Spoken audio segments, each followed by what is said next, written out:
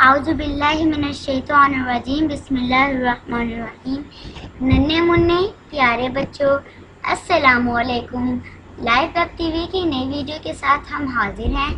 अगर आपने अभी तक हमारा चैनल सब्सक्राइब नहीं किया तो मज़े की वीडियोस देखने के लिए हमारा चैनल जल्दी से सब्सक्राइब कर लें और हाँ बेल आइकन। अस्सलाम वालेकुम प्यारे बच्चों, कैसे हैं आप सब जी। तो प्यारे बच्चों, आज हम पढ़ने जा रहे हैं 4th क्लास की SST की बुक का एक नया लेसन। तो hurry up open your book जी। अब हम पढ़ने जा रहे हैं मौसम के अनासर और उनकी पैमाइश के आलात और इकाइयों की तफसील के बारे में।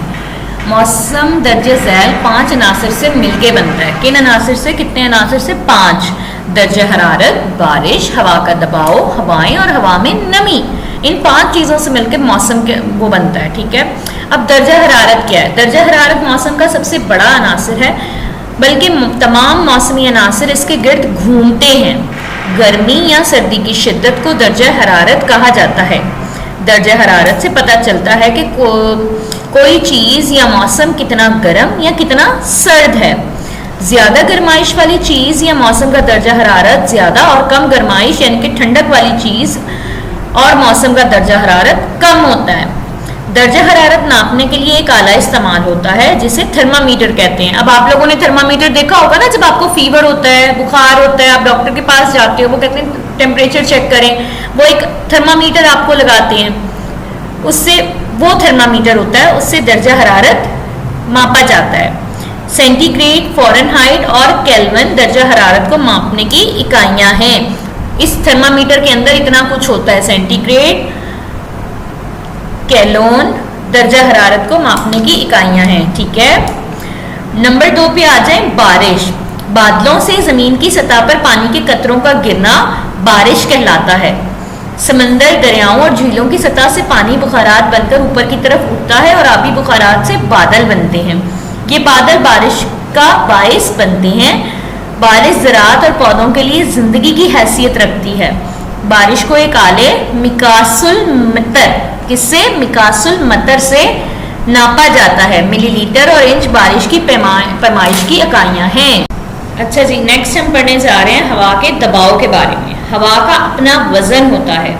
किसी जगह पर हवा का ये वजन हवा का दबाव कहलाता है। जैसे जैसे बुलंदी यानी कि ऊंचाई बढ़ती जाती है, वहाँ हवा का दबाव यानी कि हवा का वजन कम होता चला जाता है।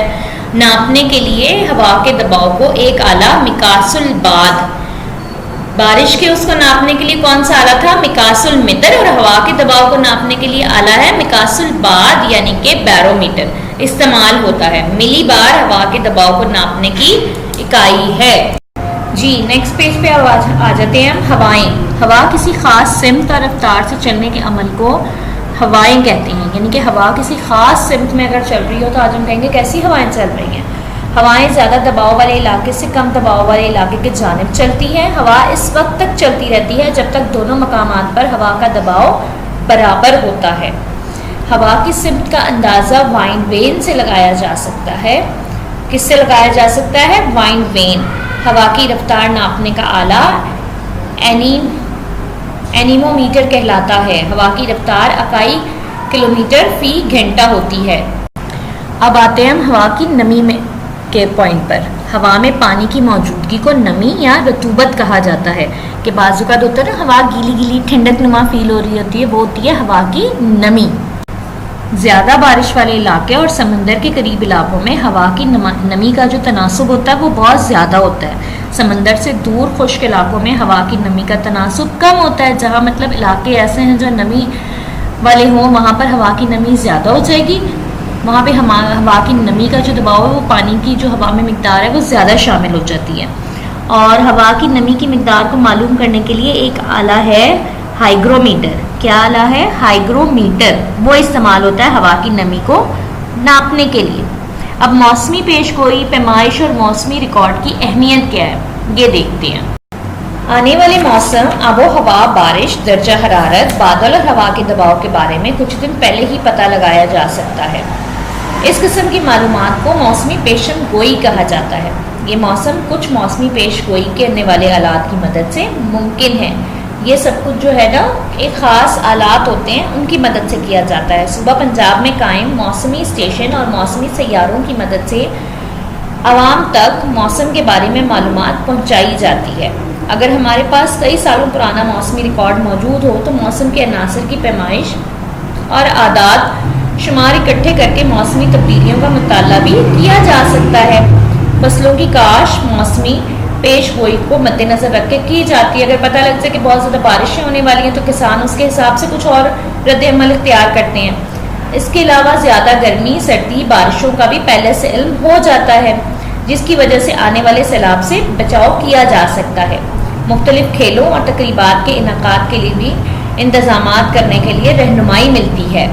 आते हैं लास्ट पॉइंट की तरफ। किसी जगह की मौसमी कैफियत इसके इलाके के लोगों के रहने सहने के तरीक़ों, लिबास, ग़िज़ा, रोज़मर्रा की मसरूफियात, खेल और रस्म व रिवाज की इक़्तिसादी सरगर्मियों को मुतासर रख के की जाती है। ठीक है, इस वजह से मुख्तलिफ इलाक़ों के लोगों के रहन सहन तरीक़ों और रस्म व रिवाज में भी ख़ासा फ़र्क नज़र आता है। अब ये चीज़ें आपको बताई जा रही हैं कि कोई जगह जो होती है ना, मौसम के इंसानी ज़िंदगी पे क्या असर होते हैं। अगर गर्मी है तो हम सर्दियों के कपड़े तो नहीं ना पहन सकते, इसी तरह मौसम जो है उसके बदलाव जो है हमारी ज़िंदगियों के ऊपर भी बहुत ज़्यादा असरअंदाज होते हैं। जी, सूबा पंजाब के पहाड़ी इलाकों में मौसम सरमा में सख्त सर्दी होती है। इसके अलावा इंसानी ज़िंदगी और हैवानी नबाताती ज़िंदगी पूरी तरह मुतासर होती है। जब बहुत ज़्यादा पहाड़ी इलाकों में सर्दी बढ़ जाती है, बर्फ़बारी होती है, बर्फ़ गिरना शुरू हो जाती है तो ज़िंदगी तो मुतासर होगी ना।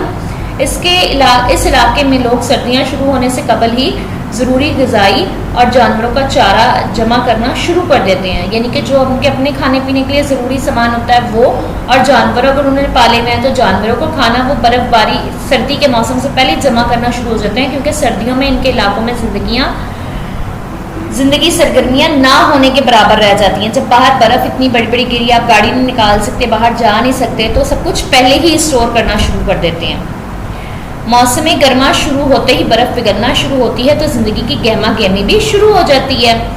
इस मुख्तसर मौसम में दरख्त, पौधे, घास वगैरह जल्दी फलते फूलते हैं, क्योंकि वहाँ सर्दियाँ ज़्यादा रहती हैं, गर्मी कम होती है। तो इस मुख्तसर से मौसम में भी वहाँ काफ़ी गहमा गहमी होती है। सर्दियों में जो चश्मे, नदी, नाले मुंजमद यानी कि जम जाते हैं, इनमें शफाफ पानी बहना शुरू हो जाता है। जी, शदीद सर्द इलाकों में के जो लोग हैं वो गर्म ऊनी और मोटे कपड़े पहनते हैं, छोटे कमरों के मकानात बनाते हैं, क्योंकि बड़े कमरों में सर्दी ज़्यादा फील होती है, ताकि वो जल्दी और आसानी से गर्म भी हो सके। छोटे कमरे होंगे तो वो जल्दी और आसानी से गर्म हो जाएंगे ना। इन इलाकों में रहने वाले अफराद ऐसी ग़िज़ा इस्तेमाल करते हैं जिसमें प्रोटीन और चिकनाई ज़्यादा हो, जैसे गोश्त, अंडे, रोटी वगैरह।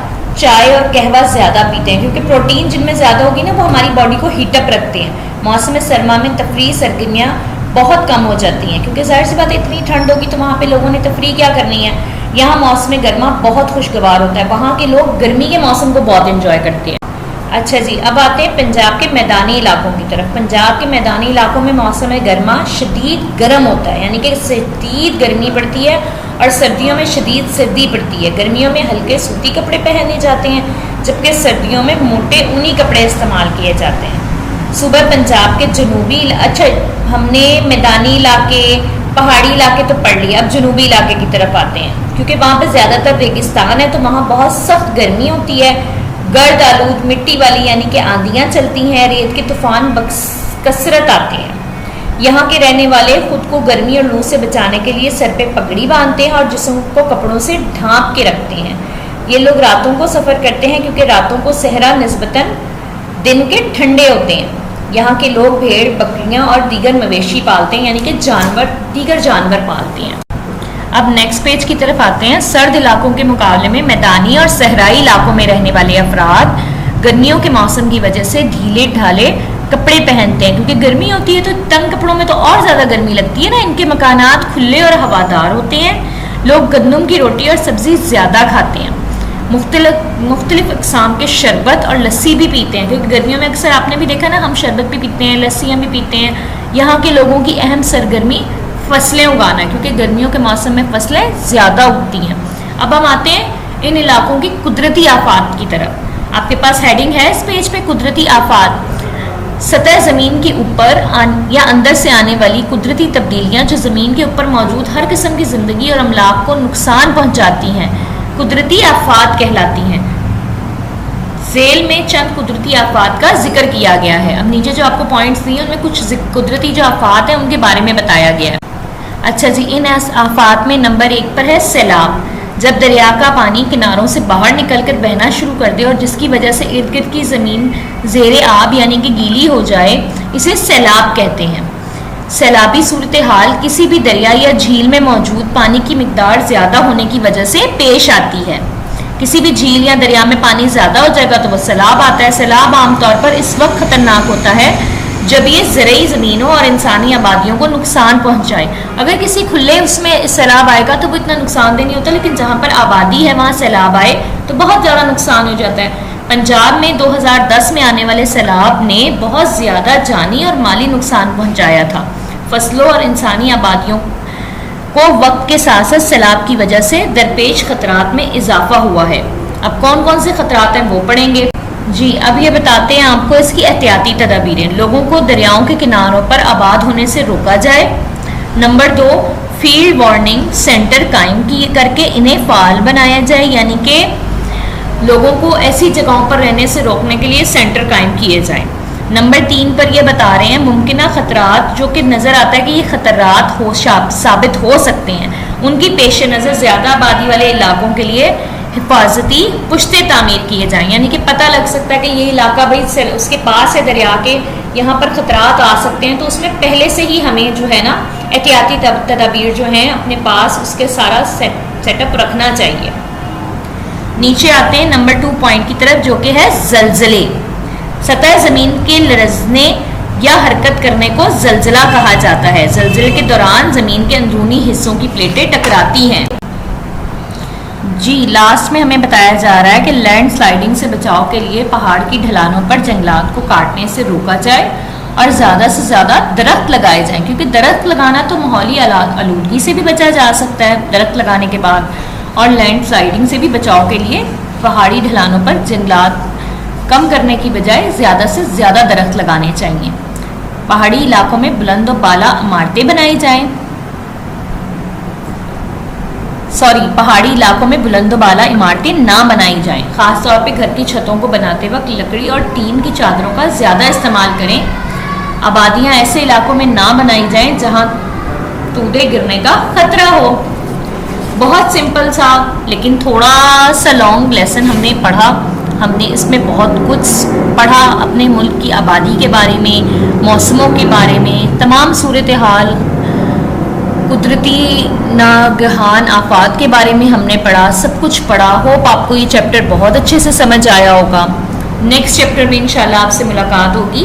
तब तक के लिए अपना बहुत ख्याल रखिएगा। अल्लाह हाफिज़। वीडियोस पर वक्त पहुंचती रहें तो हमारे चैनल को सब्सक्राइब करना मत भूलें और साथ ही बेल आइकन को ज़रूर दबाएं।